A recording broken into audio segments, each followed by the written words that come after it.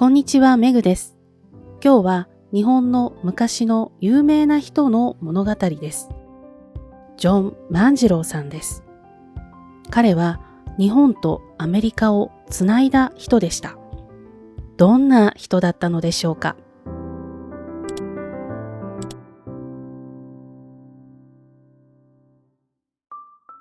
1827年、万次郎は高知で生まれました。10歳の時、お父さんが亡くなりました。万次郎はまだ子供でしたが、家族のために働きました。万次郎が15歳の時、仲間と一緒に船で遠い海へ釣りに行きました。その時、とても強い風が吹いて、万次郎たちの船は壊れてしまいました。季節は1月の寒い時でした。風は氷のように冷たくて食べ物もありませんでした。万次郎たちは思いました。ダメだ。もうダメだ。私たちは助からない。万次郎たちは何日間も壊れた船で海の上にいました。その時です。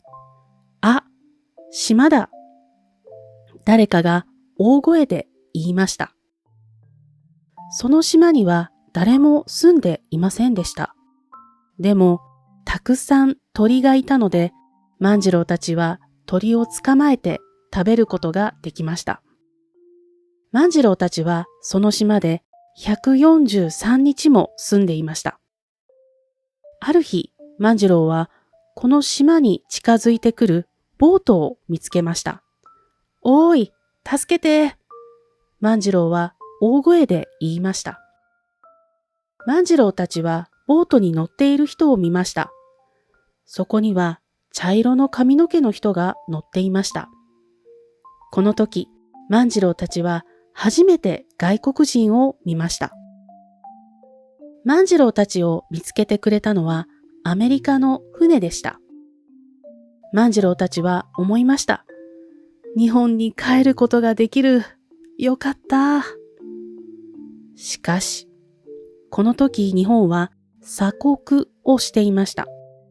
鎖国とは外国と友達にはならないという意味です。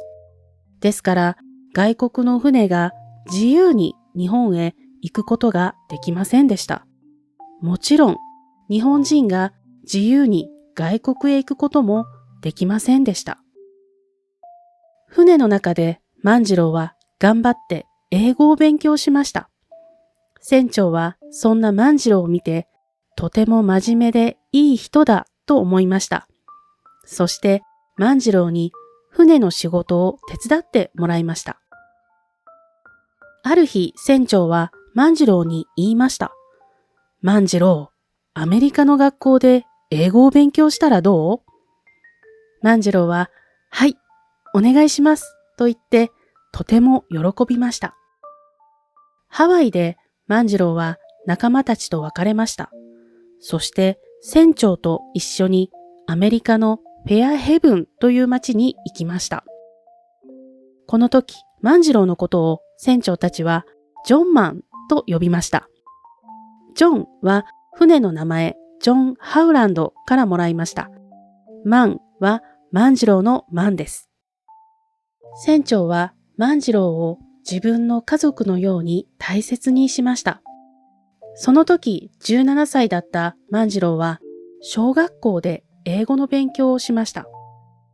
そして英語だけではなくて数学や船の勉強もしました。万次郎のアメリカの生活はたくさんびっくりすることがありました。新しい船や汽車などアメリカは日本よりとても進んでいました。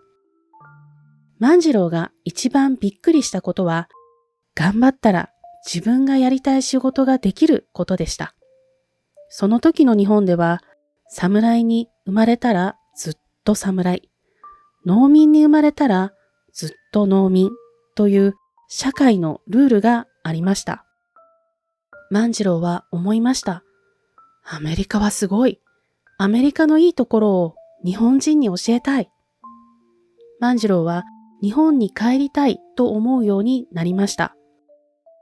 日本に帰るにはお金がいる。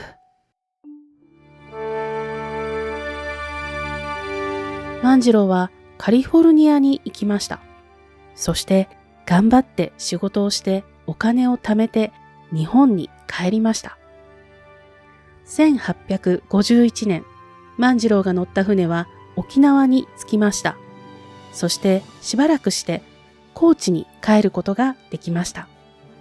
高知に帰るとアメリカがどんな国だったかいろいろな人たちに話しました。その中の一人に有名な侍がいました。坂本龍馬という人です。坂本龍馬は万次郎の話を聞いて、新しい日本を作るという大きな夢を持って頑張りました。1853年、神奈川の海に大きなアメリカの船が来ました。それまで日本人が見たことがないとても大きな船でした。日本の政府の中で英語が話せる人がいなかったので、万次郎は日本の政府から呼ばれました。それから万次郎は英語の本を書いたり、船の技術を教えたりしました。そして東京大学で英語の先生になりました。ジョン万次郎は日本とアメリカをつないだとてもすごい人でした。